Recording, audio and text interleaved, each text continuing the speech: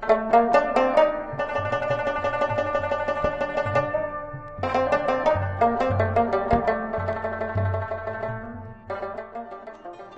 مینه د ماښام مونځ چې مې جومات کې وکړو کور ته راغلم د خپلې مور سره د کټ په لنګه کېناستمه ناڅاپه ډب ډب شو چا ورته کوسې وډبو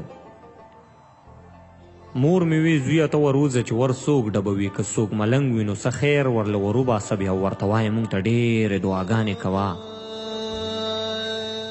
مور مې وی زویه ته وروځه چې ور څوک ډبوي که څوک ملنګ وي نو څه خیر ورله وروباسه بیا ورته وایه مونږ ته ډېرې دعاګانې کوه چې مور مې روغه شي او پلار مې د نشې نه واوړي او زه وزګار ګرځم چې ما له خدای څه کار راکړي ما ویلې ښه مور راپاڅېدم کوڅې له راغلم ور مې کولاو کړو ما ویل څه راوړم وړکه ګوړه خو چې مې بره ورته وکتل حیران پاتې شوم خپیا بلخپي او سرتور سر ولېونې ولاړه ما لاسوي چې د هغې نه مخکې دا لګیا شو ویلې مور سره مې ستا په سر جګړه وکړه کور کې چې کار هم کوي تاسو ته کنځلې کوي ستا نام اخلي او خیرې کوي چې خدای دې ورک کړي په تعویضونو او ساختونو یې راله لور غرقه کړه بس زه په ښه راغلم ما کور پرېښو ما مور پرېښوده راځه چې دواړه چېرته لرې د دې خلکو لاړ شو دا خلک دلته مینان مینې ته چېرته پرېږدي ما ویلې نه لیونې دا څه کې دنیا به څه وایي چې د پلانکي خان لور د شپې چا سره وتښتېده پلار به دې مړ شي له خفګانه دا زیاتې مه کوه زه کور ته لاړه شه او ښه په آرام کور وده شه سحر که ژوند و نو په دې به بیا خبره کوو دا به جړا شو ویلې ته هم بې وفا وختې ما خو به ستا په مینه ملا تړله څه خبروم په تلو به لاړه شم خو ته مې دا خبره واوره سحر چې مړه وم جنازې له مې بیا راچې نه شي دا کور ته لاړو زه هم واپس خپل کور ته راغلم مور راته وی بچیه خیر خو دا څوک و بهر چې ورسره د دومره وخت تیر کړو ملنګ نه و څه ما ویلې نه مورې ملنګ نه و ملګری مې و راته وی سبا به ځو او د چا ګوډ به کوو مور ته مې دا خبره وکړه او کوټې ته لاړم په کټ کې داسې بې بالښته بیتولی سملاستم او بیا به ځان باندې پوه نه شم وده شوی وما سهار مې سترګې د ملا په اذان پرانیستلې په کټ کې کېناستم او زر مې کلمه وویله په ځان مې چوپ کړه چې شیطان خو رانه لرې لاړ شي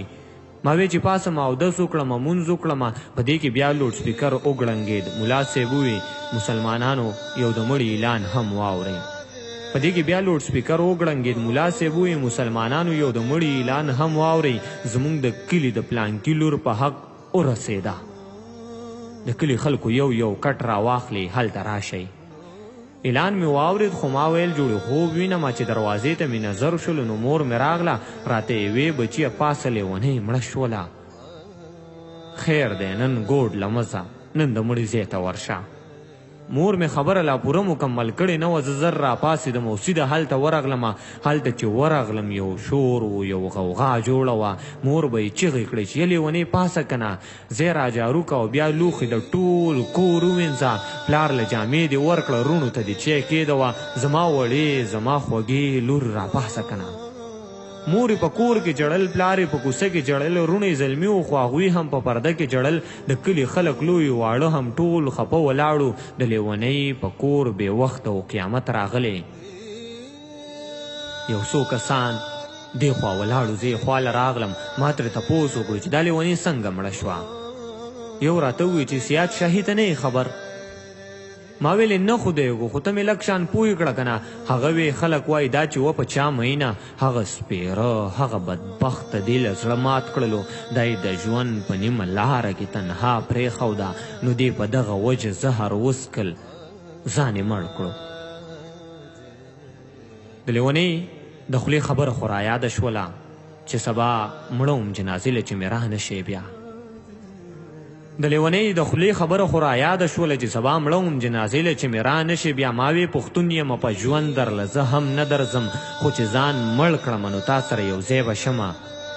په دغه خیال باندې واپس کور ته راورسېدم چې لیونۍ نشته نو زه په دنیا څه کومه چې کور ته راغلم نو مور مې په ژړا کې ووې زویه په سترګو مې تیاره د جوړې زه هم مرمه